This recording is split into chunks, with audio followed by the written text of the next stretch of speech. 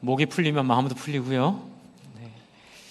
표정이 풀리면 생각도 풀립니다. 오늘 잠깐 소개해드릴 분 계십니다. 우리 지난주에 윤피터 선교사님, 베셀리 선교사님 오셨는데 제가 소개를 못 드렸는데요. 오늘은 두 분이 또 다른 교회 선교 보러 가셔서 이번 주 금요일 날 오십니다. 저희 또 오실 때 제가 소개해드리고요. 오늘은 또 김세배 선교사님의 사모님, 아드님 참석하셨습니다. 잠깐 일어나셔서 인사해 주시면 박수로 우리 격려하고 환영하겠습니다. 네, 네, 많이 쓰고 계십니다. 네, 감사합니다. 네, 이번 주 수요일은 목자의 삶이라고 해서 제가 1년에 한 4번 정도 목자들 격려하는 시간을 갖는데요. 이번 주 수요일입니다. 우리 김형수 목사님 한길교에서 오시는데 정말로 좋은 시간 될 겁니다. 우리 목자 목녀님들은 다 참여해 주시면 감사하겠습니다.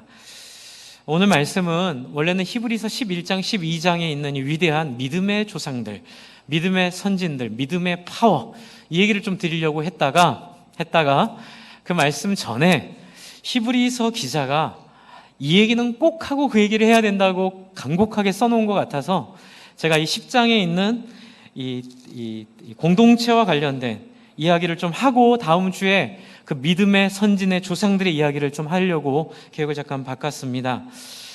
히브리서 10장에서는 제가 지난주에 말씀드린 것처럼 공동체의 소중함을 얘기하고 있습니다. 제가 지난주에 아무도 한 번도 본 적이 없고 경험해보지 못한 새로운 세상을 보여드리고 싶다고 말씀을 드렸는데요. 알라딘 기억하시죠?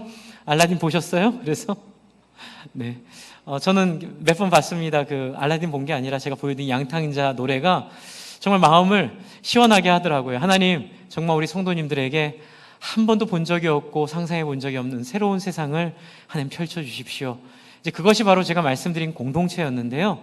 오늘 말씀은 이 공동체를 우리가 생각하는, 단순히 생각하는 그냥 모이면 좋다, 잘 지내면 좋다, 뭐 기왕이면 없는 것보다 낫지, 이 정도가 아니라 공동체 자체가 이 11장, 12장에 나오는 믿음의 파워, 믿음의 능력, 믿음의 역사의 전제 조건임을 알려주고 있다고 생각을 했습니다.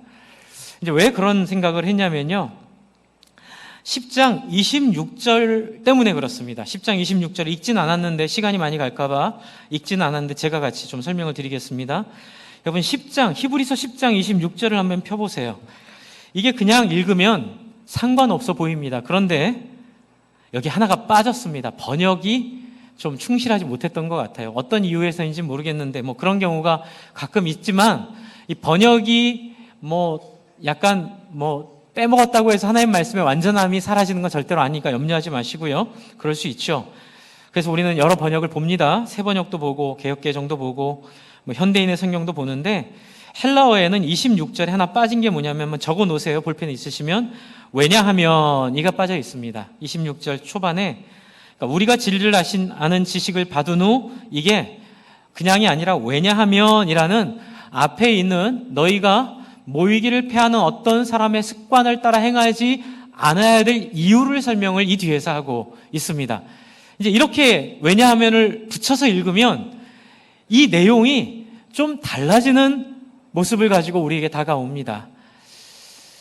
이제는 공동체를 그냥 있으면 되고 없으면 할 수 없고 진짜 중요한 거는 믿음, 신앙 고백이지 공동체는 취향에 따라 개인적으로 잘 사는 사람은 살고 또 함께 더불어 살아야 사람은 살아야 된다 이렇게 생각을 했다면 왜냐하면 이 말이 붙어버리는 덕분에 공동체는 구원의 유무를 가르는 그러니까 공동체 있고 없고를 떠나 구원이 결정되는 건 아니지만 공동체 있고 없고 때문에 생기는 어떠한 결과 때문에 그 구원을 실패할 수도 있다는 가능성을 여기서 보여주고 있다는 얘기입니다.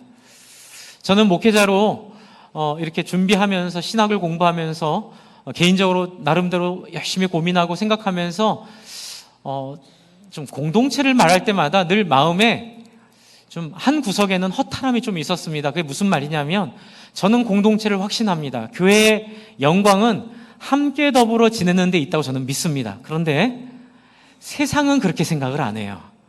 세상은 그걸 중요하게 여기지 않습니다.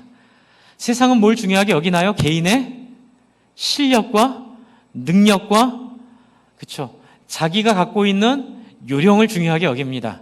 그래서 제가 아무리 여러분 공동체가 중요합니다라고 말을 해도 제가 느낀 인상은 뭐였냐면 위약 효과 같은 느낌?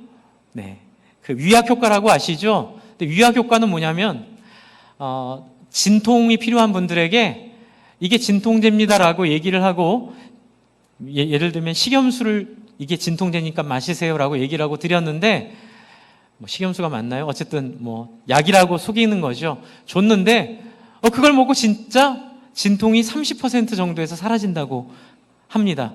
그래서 그걸 위약 효과라고 하는데 유감스러운 건 뭐냐면 위약 효과가 진통과 같은 심리적인 영역은 해당이 되는데 실제적으로 병을 물리적으로 치료해야 되는 영역에서는 위약 효과는 없다는 거죠. 그래서 혹시 저는 그냥 정신 승리만 하는 게 아닌가? 그냥 우리가 제가 공동체를 말하지만 세상 사람들이 보기에는 너희 그냥 정신 승리하는 거야. 너희 그렇게 모여봐야 그래 그냥 위로만 받고 그렇게 격려만 받고 오는 게 교회야. 이런 말들에 대한 자신감 있는 반박이 안 되더라고요. 제가 그 이유는 제가 못 믿어서가 아니라 확신은 있지만 워낙 세속의 상식과 세속의 가치와 세상의 기준이 공동체를 중요하게 여기지 않기 때문에 그렇습니다. 영향을 받는 거죠. 그런데 오늘 이 말씀은 결코 이게 위약 효과가 아니라는 거예요. 공동체로 여러분이 모이는 그것은 바로 구원의 굉장히 중요한 절대적 조건을 이 안에서 갖는다고 얘기하는데 26절을 다시 보시면 여러분 공동체를 포기하지 말라. 함께 모이고 더불어 함께 어울리는 것을 내려놓지 말라. 왜냐하면 이렇게 얘기합니다. 왜냐하면 우리가 진리를 아는 지식을 받은 후 짐짓죄를 범한 즉 다시 속죄하는 제사가 없고 무서운 마음으로 심판을 기다리는 것과 대적하는 자를 태울 맹렬한 불만 있으리라. 모세의 법을 폐한 자도 두세 증인으로 말미암아 불쌍히 받지 못하고 죽었거늘. 29절 같이 읽겠습니다. 시작. 하물며 하나님의 아들을 짓밟고 자기를 거룩하게 한 언약의 피를 부정한 것으로 여기고 은혜의 성령을 욕되게 하는 자가 당연히 받을 형벌을 얼마나 더 무겁겠느냐 너희는 생각하라. 여러분 이게 공동체가 갖고 있는 의미가 단순히 좋은 게 좋은 것, 기왕이면 같이 모여서 좀 위로의 말도 전하고 함께 밥상에 둘러앉아 먹으면 기분도 좋고 이 정도가 아니라는 거예요. 여러분 공동체 교회로 함께 모이는 것은 뭘 방지하는 거라고요? 죄 짓는 걸 방지하는 거라고 얘기합니다. 죄 짓는 걸 방지하는 것뿐만이 아니라 하나님의 아들을 짓밟고 자기를 거룩하게 하는 언약의 피를 부정하는 것을 방지하게 하는 거라고 얘기해요. 뒤집어 얘기하면 공동체를 소홀히 여기고 공동체를 믿지 않고 공동체를 따르지 않는 사람은 어떤 사람이라고요? 성령에 애써 마련해 주신 은혜의 장을 무시하고 멸시하고 내다 버리는 사람이다 이렇게 얘기를 할 정도로 지금 히브리서 기자는 히브리서 1장에서부터 수미일관적으로 이 공동체성을 매우 중요하게 여기고 심지어는 이 공동체성을 구원의 본질로 말을 하고 있습니다. 여러분 보시면 지난주에 말씀드렸지만 제가 히브리서의 굉장히 중요한 키 절이 1장 15절이라고 말씀드렸습니다. 1장 15절에 빨간 줄로 줄쳐 놓으시면 여러분 나중에 어성경 꼭 하십시오. 어성경 같은 거 공부하면서 이 성경의 전체 주제를 파악할 때 도움이 됩니다. 히브리서 2장 15절입니다. 히브리서 2장 15절. 히브리서 왜 썼냐? 히브리서 안에 있는 예수의 기능이 뭐냐라고 물어봤을 때 15절이 그 명쾌한 답을 주고 있죠. 같이 한번 읽어볼까요? 시작.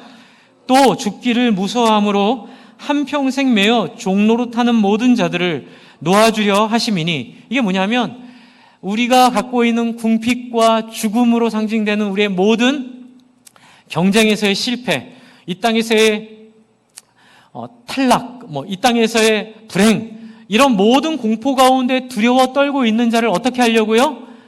해방시키려고 예수님 이 땅에 보내셨다고 얘기하고요. 그래서 3장 1절에 그 해결책으로 이렇게 선언하고 있습니다. 3장 1절 같이 읽겠습니다. 시작. 그러므로 함께 하늘의 부르심을 받은 거룩한 형제들아, 우리가 믿는 도리의 사도이시며 대제사장이신 예수를 어떻게 하라고요? 깊이 생각하라고 얘기하고 있습니다. 여러분, 신앙은 예수 믿는 것은 예수를 깊이 묵상하는 데 있는데 놀라운 게 어디 있냐면요. 예수를 묵상하면 묵상할수록 나오는 결론이 뭘까요? 공동체라는 거예요. 예수님이 공동체를 이뤄라 이렇게 말한 적이 없는데, 말한 적은 계시죠. 교회를 이루라 말한 적은 계시는데 막 그 얘기를 시도 때도 없이 늘 하신 건 아니에요. 그런데 놀라운 건 예수님을 묵상하게 되면 예수님의 동선이 보입니다. 여러분, 이게 중요한 표현입니다. 예수님의 동선을 보셔야 됩니다. 성경 보시면 예수님이 여길 왜 가셨는가를 물어보셔야 돼요. 나인성을 왜 가셨지? 여러분, 누가복음을 보면 예수님 나인성 갈 이유가 아무것도 없어요. 나인성은 중요한 도시도 아니었고요. 나인성은 그냥 변두리 소도시였어요. 게다가 예수님이 나인성으로 들어갈 때 쓴 문은 시체가 나오는 문으로 들어가셨어요. 큰 문이 있고, 어느 성이나 큰 문이 있고, 큰 문은 성주나 왕이 들어가고, 이 뒷문은 오물이나 시체나 장례인열이 나가는 문이라고들 우리는 알고 있습니다. 그런데 예수님은 하필 시체가 나오는 문으로 들어가는 길에 예수님은 나인성의 과부의 아들의 시체를 만나고, 거기서 예수님이 관의 뚜껑에 손을 대시면서 한마디 하십니다. 청년아, 내가 말하노니 일어나라. 그러자 그 청년이 일어나 앉아 말하며 먹으며 그 어미에게 그 청년을 주고 나인성의 얘기는 끝납니다. 여러분, 예수님은 나인성으로 간 목적은 딱 하나예요. 누구 만나려고요? 과부로, 남편이 일찍 죽어서 소망이 없는 비참한 인생을 살던 여인에게 딱 하나 남아있는 희망, 외아들 하나 있었는데 그 아들 덜컥 죽어버린, 이 세상에서 가장 절망 가운데 빠져있는 그 여인의 필요를 찾아가신 게 바로 나인성으로 가는 길이었어요. 이건 예예요. 예수님의 모든 사역은 다 이래요. 예수님이 한 번도 자기가 가고 싶은 데로 가신 적이 없어요. 예수님이 갈릴리로 가시던, 예루살렘으로 가시던, 사마리아로 가시던, 예수님은 다 한 번만 따라해 주십시오. 늘 따라하라고 하더니만 뭐 한 번만이라 그래. 죄송합니다. 죄송해서 이렇게 표현하는 거예요. 여러분, 기분 나쁘게 생각하지 마시고요. 그냥 따라해 주시면 기억나니까 그래요. 까먹었습니다. 뭘 따라하라고 했는지. 네. 이겁니다. 다른 사람의 필요에 끌려다니는 삶. 여러분, 우리의 주이신 예수를 묵상하라, 깊이 생각하라, 깊이 고민하라고 했을 때 그 예수를 고민하라는 말은 바로 이거예요. 다른 사람의 필요에 끌리는 인생. 내가 원하고 내가 필요하고 내가 꿈꾸는 삶을 사는 건 예수의 길이 아닙니다. 예수의 길은 나에게 주신 이 시대와 이 상황 가운데 만약 예수님이 이 땅에 살고 계셨다면 예수님의 마음은 어디로 쏟으셨을까? 우리 아파트 단지에 누구 아들이 요번에 검사장 됐대. 그래? 그 집에 가서 같이 청소해주고 그 집 엄마랑 친하게 지내면 뭔가 우리가 어려운 일을 당할 때 우리에게 도움이 될 거라는 생각으로 사람들은 계산을 합니다. 그래서 사람 관계도 늘 죄송합니다만 그런 식으로 우리는 이어져요. 나한테 유익이 될 사람, 나한테 도움이 될 사람. 여러분, 지금 히브리서 기자가 얘기하고 있는 명확한 예수를 바라보고 예수를 따르고 죽음의 공포를 이기는 능력은 바로 어디 있냐면요, 예수처럼 우리의 갈 길을 바꾸는 데 있음을 히브리서 기자는 말하고 있습니다. 그걸 믿음이라고 얘기해요. 어떤 믿음이죠? 그에게 나올 자를 상 주실 분이심을 믿어라. 예수처럼 살 때에 예수가 받은 상이 뭘까요? 다른 사람의 필요에 의해 끌려다니는 삶을 살게 될 때에 부활할 줄을 믿으시기 바랍니다. 영원한 가치로운 인생으로 하늘의 별과 같이 빛나게 되는 하나님의 약속이 있음을 믿으시기 바랍니다. 이제 그것이 바로 예수를 묵상하고 예수를 믿는 믿음의 핵심이라는 거예요. 그래서 여러분, 히브리서에 보면 여기에 장애가 하나 나와요. 이 장애랑 싸우느라고 지금 10장까지 엎치락 뒤치락 지금 계속 얘기하고 있는 거예요. 장애가 뭐예요?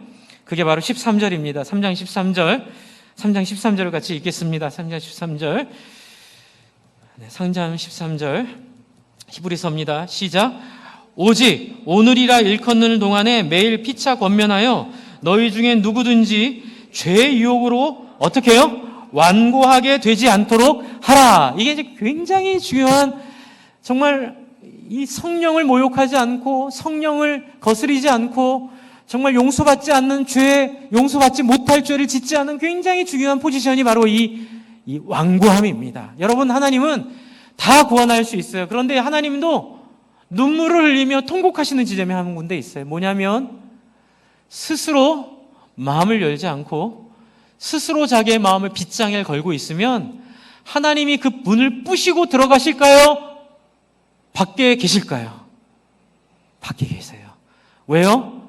하나님 우리를 당신의 형상으로 만들어서 우리에게 폭력적으로, 아무리 좋은 거라도 폭력적인 방법을 통해 우리를 억지로 바꾸려고 하지 않으세요. 설령 끝까지 그 사람이 마음의 문을 열지 않고 죽어가더라도 하나님은 그 앞에서 당신의 십자가의 복음을 보여주시고 그 죽음의 길에서 벗어나기를 통곡 가운데, 애통한 가운데, 고통 가운데, 그러나 손대지 않으세요. 어떻게 해요?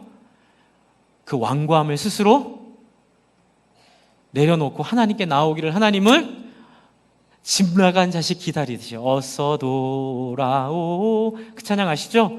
어서 돌아마노. 집 나간 자식 기다리는 그 아버지의 마음으로 하나님은 그렇게 우리를 존중하시고 우리를 하나님의 인격으로 대하시는 이 은혜를 여러분이 깨달으셨으면 좋겠어요. 이걸 깨달으면요, 성경이 열립니다. 선악과가 이해가 되고요. 왜 그 들어갈 가나안을 들어가라고 해놓고 또 나오게 해가지고 400년 동안 뺑뺑이 돌려가지고 홍해 앞을 지나게 하시는 그 하나님의 마음을 이해할 수 있게 돼요. 하나님, 못된 혹부리 할아버지 아니세요. 하나님은 우리를 변화시키되 어떻게 해요? 하나님의 성품으로 자원하여 하나님 앞에 스스로 나의 총을 내려놓고 스스로 나의 칼을 내려놓고 완고함을 포기하고 하나님을 받아들이도록 하나님은 할 수 있는 모든 최선의 온갖 것들을 다 하신 분이심을 믿으시기 바랍니다. 하나님이 세상을 어떻게 해요? 이처럼 사랑하사. 이처럼은 뭐예요? 한번 따라해주세요. 할 만큼 다 하셨다. 하나님은 더 이상 할 게 없어요. 하나님은 세상을 이처럼 사랑하사 독생자를 주셨으니 누구든지 저를 믿는 자는 멸망치 않고 영생을 얻게 하려 하심의 가장 핵심은 자기의 완고함을 내려놓고 예수의 길을 받아들이는 사람, 그 사람에게는 어떠한 결과가 나올까요? 그것은 6장에 보시면 6장 10절이에요. 6장 10절. 6장도 오늘 읽은 10장과 비슷한 패턴이에요. 한 번 성령의 은사를 맛보고 하나님을 저버린 자는 새롭게 할 수가 없다라고 말하고 있으면서 9절에 그러나 너희는 그렇지 않았다라고 칭찬하며 이들의 신앙을 표현해요. 10절입니다. 이들의 신앙의 모습입니다. 같이 읽습니다. 시작. 하나님은 불의하지 아니하사 무엇을요? 너희의 행위와 그의 이름을 위하여 나타낸 무엇으로? 사랑으로 이미 성도를 섬긴 것과 이제도 섬기고 있는 것을 잊어버리지 않으시느니라. 여러분, 누가 물어보세요. 목사님, 성령 회방죄는 뭐예요? 저는 이렇게 얘기하고 싶어요. 다른 사람 섬기는 걸 잃어버리면 두려워해야 돼요. 그러나 성령 회방죄가 뭔지는 명확하게 말씀 못 드리지만 하나 이건 분명히 말씀드릴 수 있어요. 여러분이 누군가를 섬기고 있으면 결코 여러분에게 성령 회방죄는 해당되지 않습니다. 여기 이렇게 써 있잖아요. 너희가 사랑으로 다른 사람을 섬긴 것과 다른 사람을 사랑으로 이미 행위로 사랑으로 사람들을 섬긴 것을 하나님이 무엇하고 있다고요? 기억하고 계신다고요. 하나님의 그 기억 속에 여러분 구원의 보장과 확신은 고집과 주장과 내가 맞아, 나 구원받았다고 아무리 소리쳐도 소용없어요. 하나님 뭐로 아세요? 네가 예수를 많이 묵상했구나. 그러니 너도 예수처럼 나 인성으로 가고 있구나. 너도 예수처럼 강도 만난 자의 이웃이 되고 있구나. 너도 예수처럼 가늠하다 현장에 잡혀있는 여인을 정죄만 하지 않고 다시는 죄를 짓지 말라고 말하면서 그 여인을 살리는 자리에 너도 있구나. 여러분, 그걸 통해 하나님은 우리의 구원을 보증해 주시고 확증해 주시고, 그래서 우리의 구원의 확증은 어디 있을까요? 섬기는 자신을 보면서 그 안에서 구원의 확증을 받는 거예요. 그러면 어떻게 될까요? 여러분, 서로 섬기고 사랑하면 뭐가 생겨요? 서로 섬기고 사랑하면 생기는 게 뭘까요? 모임이 생겨요. 서로 사랑하는데 어떻게 모임이 안 생겨요? 상대가 생기는 거죠. 여러분, 상대 없는 결혼이 가능해요? 누가 결혼한다고 했을 때 그런 농담 자주 하시잖아요. 누구랑 결혼해? 여자랑 결혼해. 남자랑 결혼해. 당연하죠. 네. 그런 것처럼 하나님과 사귐이 있으면 공동체가 당연히 이루어지는 거예요. 여러분, 그런 의미에서 히브리서 10장에서 얘기하고 있는 모이지 않는 사람들의 습관, 공동체를 소중히 여기지 않는 사람들의 습관은 우리를 자기의 욕망과 자기의 고집 가운데 벗어나지 못하게 하는 그런 사탄의 전략에 꽁꽁꽁꽁 묶어놓게 되니까 그 길을 어떻게 하라고요? 피하라고 말하고 있어요. 이렇게 정리해 드릴 수 있어요. 여러분 공동체 핵심은 뭐냐면요, 자기를 열어서 보여주는 겁니다. 예수님처럼요. 여러분 예수님, 제가 지난주에도 말씀드렸지만 예수님 되게 투명하셨어요. 아프면 아프다고, 속상하면 속상하다고, 슬프면 같이 울고, 함께 웃고. 그래서 여러분 예수님께서 심지어는, 여러분 저는 깜짝 놀랐어요. 겟세마네 기도하시기 전에 내 마음이 너무 아파, 고통스러워, 너무 힘들어, 너희 나 좀 도와줘. 여러분 이게 살아계신 하나님의 아들이 할 얘기가 인간적인 생각으로는 아니잖아요. 그렇죠? 그런데 예수님이 자기를 어떻게 해요? 오픈하시고 다른 사람들에게 지지를 기대하시고 자기의 체면과 자존심이 깎이는 위험이 있다 하더라도, 되게 중요한 표현입니다, 사람들에게 나를 의탁하는 것, 다른 사람에게 나를 맡기는 것, 다른 사람에게 나를 내어주는 것, 그것은 바로 하나님의 성품이에요. 그래서 요한 1서에 보면 누구든지 자기 죄를 자복하면 그는 미쁘시고 의로사 우리를 용서하시고 우리를 모든 불의에서 우리를 깨끗하게 하신다고 하시는 말씀에서 딱 하나 요구하는 건 뭐예요? 투명함, 솔직함, 정직함, 다른 사람에게 나의 진실함과 정직함을 내어 보여주는 것, 그것을 통하여 우리는 하나님께 나아가는 재료와 하나님께 나아가는 바탕을 준비할 수 있게 된다는 거예요. 그러면 여러분 공동체에서 나를 깨고 나를 부수고 나를 이렇게 보여주지 않으면 하나님께 나아가도 그렇게 정직하고 솔직하게 하나님을 만날 수 있을까요? 없을까요? 없다는 거예요.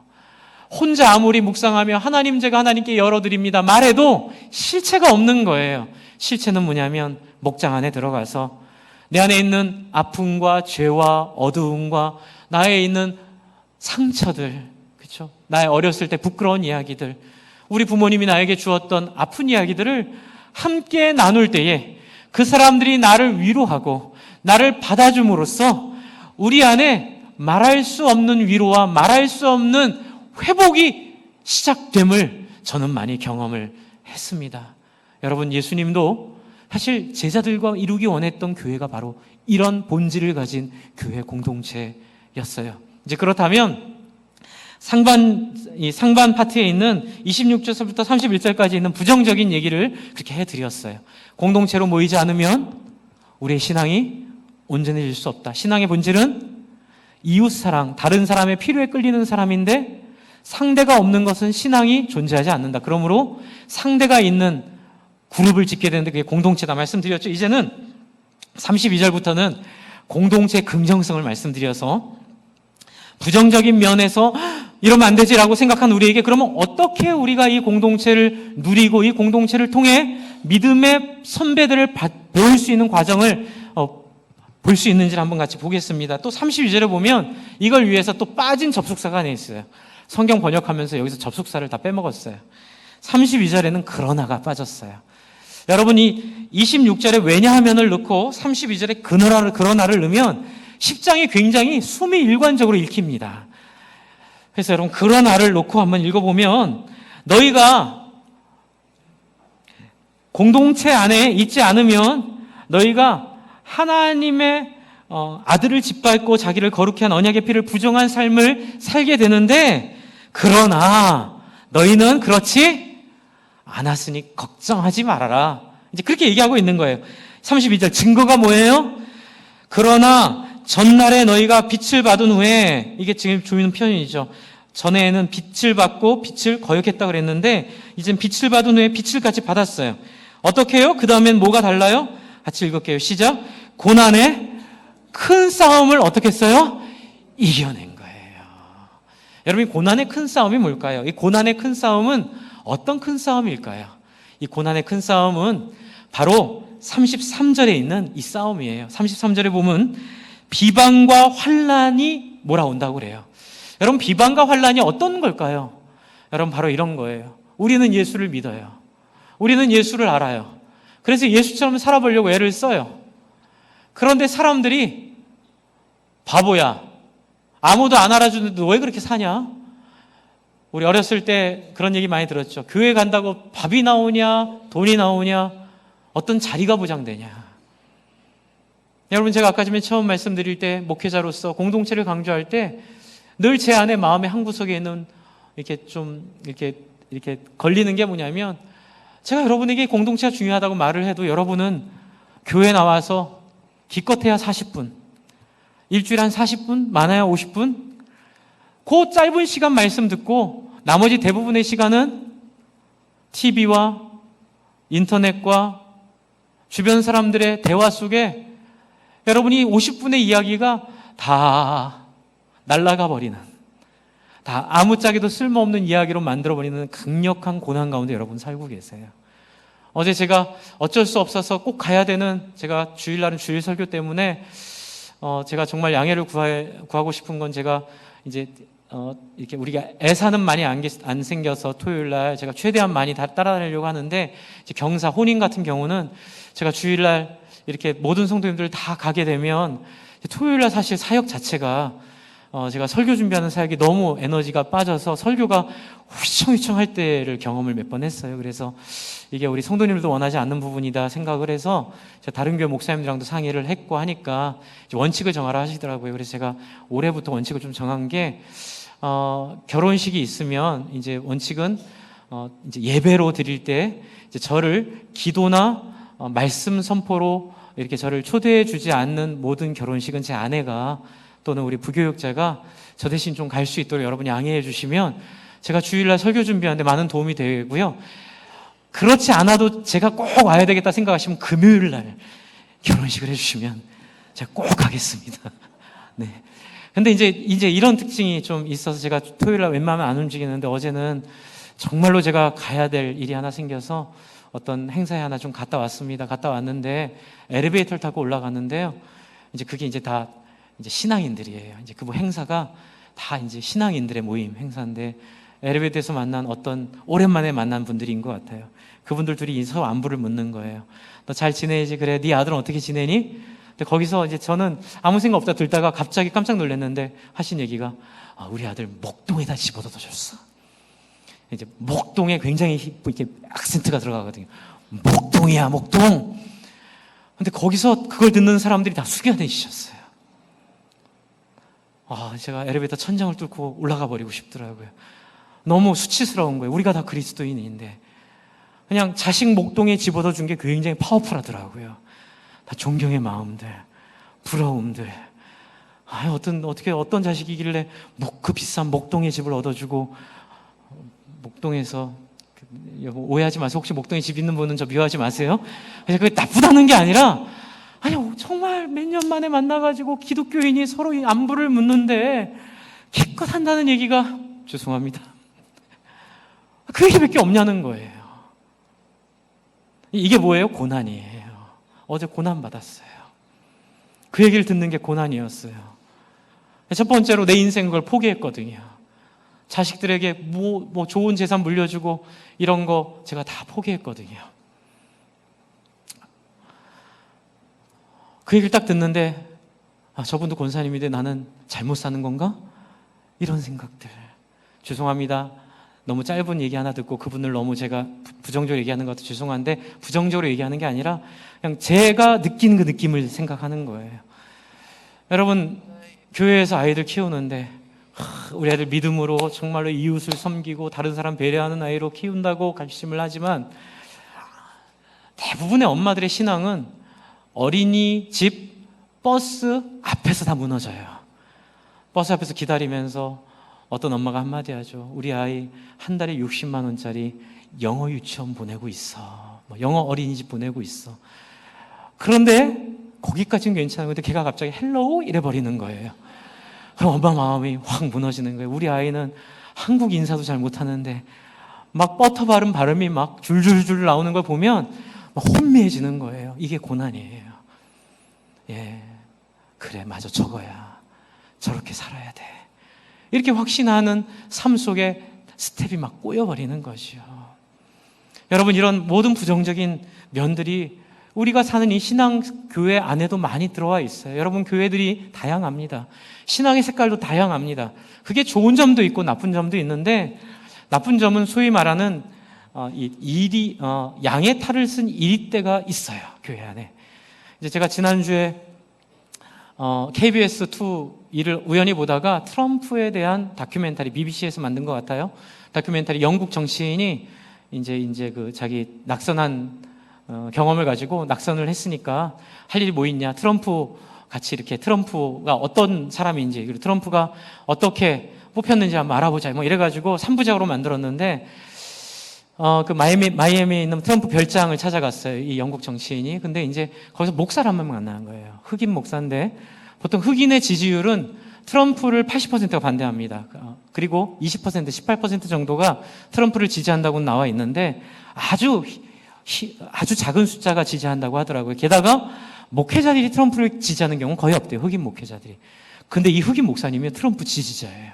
근데 이분 설교에 처음에는 마음이 뭉클했어요. 이렇게 설교하시더라고요. 여러분, 우리는 화이트도 아닙니다. 백인도 아닙니다. 우리는 흑인도 아닙니다. 우리는 황색 인종도 아닙니다. 우리는 다 같은 인종입니다. 제가 거기서 아멘. 야, 저렇게, 야, 트럼프 그래도 저런 사람이 있으니 괜찮아 이러는데 뒤에 뭐라 그러시냐면, 우리는 다 그린입니다. 초록색입니다. 그러시더라고요. 초록색? 초록색? 그랬더니 거기서 뭐라 그러냐면, 달러가 초록색입니다.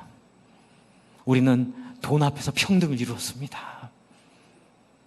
그러면서 그분이 하는 설교의 핵심 뭐냐면, 예수 믿고 돈 많이 벌어서 돈으로 잘 살아보세. 그거 하는 게 그분의 설교의 메시지인 거예요. 근데 여러분, 이게 미국의 신학의 한 틀을 형성했던 번영 신학의 실체입니다. 제가 어떤 교단을 비난하려고 하는 건 절대로 아닙니다.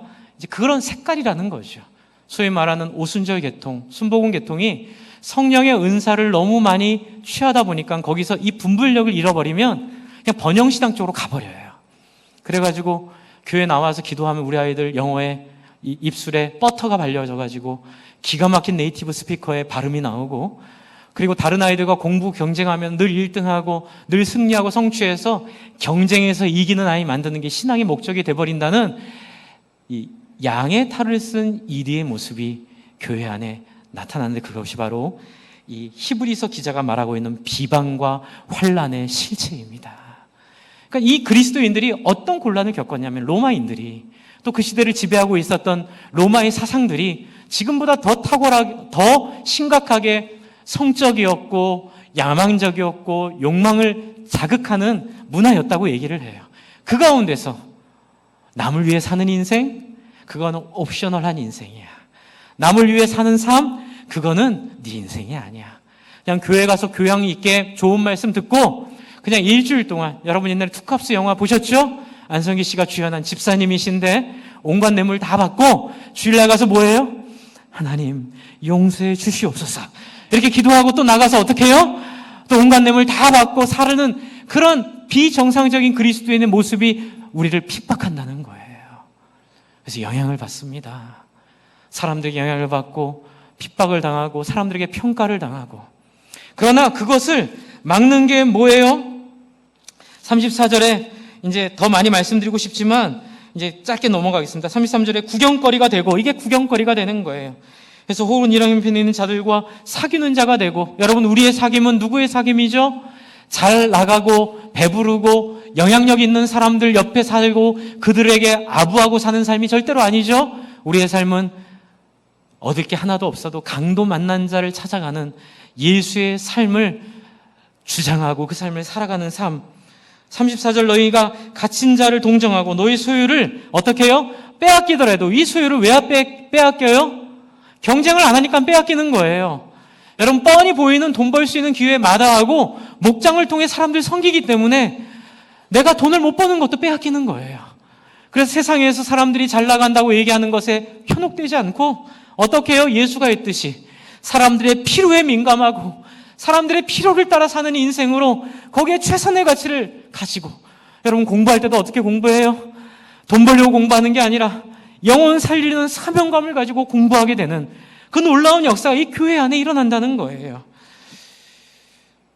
왜요? 34절 하반절에 보면 더 낫고 영구한 소유가 있을 줄을 알미라. 할렐루야. 여러분, 중요한 게 뭐냐면요, 35절에는 이 담대함인데요, 이 담대함과 36절은 인내가 나오는데, 이 담대함과 인내는 바로 제가 말씀드린 이런 내용 속에서 나오는데 핵심은 여기 있어요. 여러분, 공동체에서 담대함과 인내가 어떻게 확인될까요? 그것은 바로 서로를 향한 격려와 지지 속에서 영향력을 받게 됨으로 확인돼요. 죄송하지만 제 얘기를 좀 드리겠습니다. 저는 공부를 못했습니다. 그냥 공부가 안 되더라고요. 그래서 지금도 악몽 중에 하나가 군대 끌려가는 악몽 꾸고요. 그 다음에 대학 학력고사 수학시험 보는 악몽 꿉니다. 수학시험지 나오면 악몽이에요. 하나도 모르겠어요. 그런데 제가 정말 좋은 선생님을 만났어요. 좋은 선생님이 저를 깨우쳐 주신 게 이 부분이었어요. 성준아, 네 인생은 네가 공부를 잘해가지고 탁월한 목회자가 돼서 큰 교회 목사로 청빙받는 게 네 꿈이 돼서는 안 되고, 정말 하나님이 원하시는 너를 향한 하나님의 소원은 예수님이 한 영혼을 살리기 위해 자기 인생을 다 드린 것처럼 너도 네가 가지고 있는 너의 모든 에너지와 너의 인생을 사람 살리는 사명을 위해 써라. 그래서 뜻을 세운 인생. 그런데 여러분, 이게 놀라운 에너지가 있더라고요. 그 교수님이 저한테 얘기해 준 것 자체가 그분이 그렇게 살았기 때문에 그분이 산 에너지가 저한테 능력이 되고요. 그 길을 저한테 열어주는데 더 놀라운 건 이 길을 교회에 있는 사람들이 옳다고 인정해 주는 거예요. 승주야, 너가 옳은 거야. 너 잘하고 있는 거야. 그뿐만이 아니라 제가 영국 가기 전에 1년 동안 정말 공부를 못한 사람이기 때문에 교수님이 저를 붙잡아 놓고 매주 목요일마다 책을 10만 원치 사주시고 그 책을 읽었어요. 같이 교수님 숙제 내주면 읽고 토론하고 너무 고맙더라고요. 그래서 제가 어떻게 했냐면, 제가 한 번도 공부하느라 밤새 본 적이 없는 사람이거든요. 근데 너무 고마운 거예요. 나 같은 사람을 그렇게 섬겨준 게 너무 고마워서 제가 잠을 잘 수가 없더라고요. 그래서 제가 영어 해석을 한 페이지 하는데 이틀 밤을 샌 적이 있어요. 지금은 그렇게 못합니다. 근데 한 페이지 하는데 이틀 밤을 샌 유일한 능력은 뭐냐면, 누군가가 나를 위해 자기의 에너지와 시간을 대가 없이 아무 조건 없이 부어주는 거기에 대한 감동의 영향력이 저한테 오고요. 그렇게 공부하면서 도서관에서 책을 읽었어요. 책을 읽었는데 그 책을 읽다가 조지 휘필드를 만났어요. 존 웨슬리를 만났어요. 책을 읽다가 진젠도르프 백작을 만났어요. 1700년대, 1800년대, 1900년대 초의 사람들을 만났어요. 근데 그분들이 책에서 나와서 저를 안아주시는 거예요. 네가 잘하는 거야. 나도 그렇게 했어. 나도 그렇게 살았어. 나도 그런 인생을 살았거든. 너 잘하고 있다. 너 힘내. 그래서 제가 도서관에 가면 그분들이 딱 책 밖에서 나와서 저한테 격려해 주시는 느낌을 많이 받았어요. 이게 공동체라는 거예요. 여러분, 교회는 서로가 서로에게 영향력을 주는 거예요. 서로가 서로에게 힘을 주는 거예요. 서로가 서로를 격려하는 거예요. 여러분, 이 격려는, 아유 목사님, 근데 그 격려는 그냥 말빨인 격려이지 실제로 세상에 나가면 그게 능력이 될까요? 능력이 돼요. 여러분, 지금 제가 영상을 하나 준비해 왔는데요. 영상을 잠깐 보시고, 이 영상을 통해서 제가 말씀을 좀 드리려고 하는 주제가 있어요. 그건 뭐냐면, 이 태양빛으로 가는 돛담배를 만들었어요. 우주 돛담배를 만들었는데 오늘 발사, 어제 20일 날 발사한다고 지금 이 리포터가 얘기하고 있는데 발사했는지 모르겠는데, 이 내용이 갖고 있는 과학적 물리적인 함의가 공동체가 서로에게 주는 영향력에 대한 과학적인 증명을 통해서 그 내용을 확인할 수 있었어요. 그래서 그 내용을 좀 설명을 드리고 마칠게요. 잠깐 보겠습니다. 네. 아인슈타인의 이 상대성 이론이라고 하는데 너무 어려워서 저도 아까 전에 저희 교회 경희대학 천문학 박사님 계시거든요. 그래서 아까 전에 가서 자문을 받고 왔습니다. 제가 가서 제가 말이 맞냐고. 맞긴 한데 잘 모르는 건 얘기하지 말라고 저한테 얘기하셔서 제가 이해하는 것만 말씀을 드리면, 여러분, 딴 거는 그러니까는 결국은 뭐냐면 존재 자체가 에너지라는 얘기를 아인슈타인이 했다는 거예요. 이제 이 얘기는 다음 주에 얘기할 그 역사상에 있는 존재들이 우리에게 어떤 에너지를 주는지에 대한 말과 연결이 되긴 하는데, 오늘은 물질이 파동 물질, 아인슈타인은 물질과 파동이 같다는 얘기를 이제 저걸 통해서 했다고 우리는 해석할 수 있습니다. 다른 많은 영역도 있지만 저는 모르는 부분은 얘기 안 하고, 이제 제가 파악한 물질과 파동은 같다. 그러니까 물질과 에너지는 같은 것, 이렇게 얘기를 하는 거죠. 그래서 물질이 E는 에너지고요, M은 질량이고, C는 빛의 속도고, E는 제곱입니다. 그래서 그만 얘기할게요. 어쨌든 간에 중요한 것은 저는 이 안에서 하나님이 만드신 창조 질서의 본질을 좀 봤습니다. 그건 뭐냐면요, 존재 자체가 영향력을 주는 거예요. 존재가 무슨 액션을 해야 영향력을 준다고 생각을 하는 게 우리의 천박한 생각이었다면, 하나님의 말씀은 존재 자체가 우리에게 영향력을 주는데, 이제 이것과 함께 더불어 양자역학이라는 세계가 있습니다. 양자역학은 파동에 대한 얘기를 한다고 그러더라고요. 그래서 그 양자가, 그쵸? 어떻게 서로 간에 파동을 하면서 주는 영향력들이 어떻게 서로 작용하는지, 그래서 아인슈타인이 얘기해 준 물질과 에너지는 같다는 생각과 양자역학이 얘기하는 얘기를 같이 혼합하면 2017년에 EBS 다큐멘터리 그 축제에서 출품된 덴마크 다큐멘터리 의식의 물리학이라는 이 다큐멘터리가 있습니다. 이 의식의 물리학이라는 다큐멘터리에서 얘기하는 게 이게 영향력을 얘기하고 있는데, 재밌는 실험이 뭐가 있었냐면 그 덴마크에서 시판되는 정수기가 있답니다. 그 정수기는 희한한 정수기예요.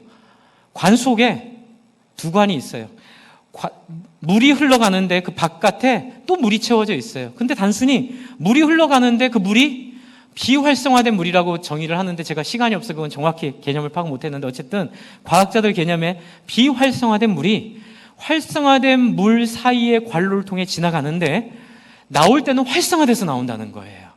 그러니까 물리적인 개입이 없는데도 그 어떤 활성화된 양자의 파동이 비활성화된 양자에게 영향을 미쳐서 그 양자가 활성화되어서 나오는 것들을 검증을 했어요. 저도 어제 여러 번 찾아보고 봤는데 많은 사람들이 인정을 하고 그게 가능하다고 말을 하고 있습니다. 그래서 이러한 양자역학에서 나오는 이러한 서로의 파동, 영향력들을 가지고 데이비스 호킨스 박사, 여러분이 아시는 그런 이렇게 장애가 있는 그분이 아니고요. 이분은 다른 분이세요. 그 데이비스 호킨스 박사라고 해서 노아버임이라는 책, 의식의 혁명이라는 책을 지은 분이신데, 다음 장을 제가 보여드리겠습니다. 이분이 어떤 일을 했냐면요. 이제 이분이 제가 좀 보고 저도 다 못 외웠습니다. 네, 데이비스 호킨스 박사는 한 사람의 의식의 파동은 전체 지구인 모두에게 영향을 미치고 있다는 사실을 알았을 뿐만이 아니라, 이분이 심리학자이면서 물리학적으로 이 파동을 에너지로서 검증을 해냈어요. 그래가지고 이분이 그 인간의 생각의 에너지를 빛으로 환산을 시켰어요. 그래서 앞에 있는 표가 그 표예요. 여기서 이제 기준은 뭐냐면 200 이상이면, 여기가 200이죠? 200이 뭐가 있죠? 용기, 긍정, 원기, 황성함. 이 위는 에너지의 구분이 있는데, 이게 빛의 밝기로 했습니다. 룩스로 했고요. 의식의 밝기로 했고요. 파워, 사람에게 힘을 주는 힐링 에너지가 된다고 이분이 이제 그 수치를 검증을 했고요. 200 밑에는 부정적인 힐링 에너지라고 해서 주변 사람들을 약하게 만드는 에너지가 나온다 그러는데, 이게 어떻게 검증을 했냐면 근육에 전달되는 힘을 측정을 했다 그래요. 그래서 이런 마음의 생각이 근육에 힘을 주기도 하고 근육의 힘을 빼기도 하는 물리적 영향을 파악을 했는데, 재밌는 건 뭐냐면 이분이 200 이상은 다 뭐죠? 신뢰, 해방감, 낙관, 힘찬, 긍정, 용서, 관대함, 이해, 조화로움, 존경, 행복, 밝음, 고요함, 거룩함, 축복, 자유, 빛, 하나됨. 이러한 모든 내용들이 쓸데없고 의미 없는 내용이 아니라, 야, 너 사람만 좋아서 뭐 할래? 공부를 잘해야지. 이게 아니라 진짜 사람이 좋은 것 자체가 영적인 에너지로서 물리적 힘을 갖고 있다고 이분이 검증을 한 거예요. 이제 미약해요. 그런데 놀라운 건 뭐냐면 그 미약한 힘이 이게 파동 이론이라 그랬잖아요. 서로가 서로에게 영향을 준다는 걸 검증을 하신 거예요. 그래서 이미 성공의 이 신자시거든요. 그래서 이분이 또 이 예수님의 삶의 파워를, 예수님의 삶의 능력을 이런 모든 물리학적인 이론들을 가지고 검증을 해주셨어요. 그래서 저는 이게 너무 좋더라고요. 그래서 이게 위약 효과, 우리가 공동체를 말하는 건 결코, 여러분, 제가 목사이기 때문에 교회 한번 잘해보려고 말하는 게 결코 아니에요. 이것 자체가 여러분의 인생과 여러분의 자녀들의 인생을 하늘에 빛나는 별처럼 영광스럽게 만들 수 있는 중요한 재료이고 기반이고 뿌리임을 여러분 믿어주시기를 바라는 마음에 이걸 보여드렸어요. 여러분, 저희 도서관도 있고 우리 독서 모임도 이 책 한번 읽었으면 좋겠어요. 의식의 혁명, 그리고 내려놓음이란 책이 있어요. 이 내려놓음은 이게 심리학자가 썼을까 생각될 정도로 우리 안에 예수님이 우리에게 원하시는 이야기를 심리학자의 입장에서 이렇게 쓴 것 같아요. 용서와 포기와 자기 비움은 세상을 바꾸는 에너지다. 할렐루야. 여러분, 그것이 바로 교회예요. 그래서 이 히브리서 기자가 말하고 있는 담대함과 인내의 에너지는 어디서 오냐면요, 한 번 더 따라해 주십시오. 서로가 서로를 옳다 인정하고 격려하는 힘, 바로 거기에 있어요. 저도 그 힘을 경험했어요. 저도 얼마나 격려를 많이 받았는지 몰라요. 저 공부 정말 열심히 했습니다. 제가 공부 싫어했던 사람인데 공부를 정말 좋아하게 된 이유는 딱 하나예요. 사람 살리기 위해 필요하니까. 사람 살리는데 필요한 거니까 정말 열심히 공부했고, 거기에 또 하나 확신은 뭐였냐면, 저희 교수님이 저보고 영국을 가라 그러시더라고요. 그래서 교수님, 저 영어도 제대로 못하고 저 자신 없어요. 그냥 한국에서 한국말로 할게요. 그랬더니 교수님이 저한테 뭐라 하시냐면, 너 하나님 믿냐? 네. 하나님이 이 땅을 만드는 거 믿냐? 네. 하나님이 이 땅을 섭리하고 이 땅을 통치하고 있는 거 믿냐? 네. 그렇다면 네가 지난 20년 동안 공부 못했어도 하나님 앞에 하나님의 소원을 이루어드리기 원하는 소원을 가지고 공부하면 물리의 기준과 수학의 원리와 모든 이 우주의 모든 생성을 주관하신 하나님께서 그의 지혜가 너를 깨닫게 할 줄을 믿기를 바란다. 할렐루야. 가라. 두려워하지 말고 뛰어들어라. 영혼을 구원하게 하여 사람을 살리기 위해 하나님이 인도하신 일에 최선을 다하여 너를 드려라. 옥스퍼드 공부한 사람들 두려워하지 말고, 박사들 두려워하지 말고, 네 안에 역사하시는 하나님 앞에 정직하게 인문학을 공부하고 그 안에 있는 사람들의 고민을 그 앞에 나아가 정직하게 바라보는 마음만 있으면 하나님이 막스 베버를 뛰어넘는 깨달음을 네 안에 주실 것이다. 할렐루야. 여러분, 이것이 교회의 영광이고 능력임을 믿으시기 바랍니다. 이것이 우리를 담대하게 하고, 이것이 우리를 인내하게 하고, 서로가 서로에게 너 잘하고 있어, 헛된 거 아니야. 우리 박종환 목사님이랑 많이 얘기를 하는데, 박사님 그런 얘기 하세요. 목사님, 저는 큰 일을 하진 않았어도, 큰 인생을 살진 않았어도 내가 교회를 위해 하고 있는 이 작은 일 하나가 정말 하나님 앞에 의미가 있고 이랬다고 고백을 하시는데 제가 얼마나 감동을 받았는지 몰라요. 저는 박종환 목사님의 일이나 저의 일이나 하나님 앞에 동일한 영광 가운데 있음을 믿습니다. 일의 영향력이나 일의 크기의 중요함이 아니라 하나님 나에게 하라고 하신 그 일에 맡겨진 자리에서 충성을 다하고 그것이 옳다고 서로를 인정하고 칭찬해주고 서로를 세워줄 때에 여러분, 이 세상을 바꾸는 파장이 일어날 줄을 믿으시기 바랍니다. 세상과 다른 게 교회입니다.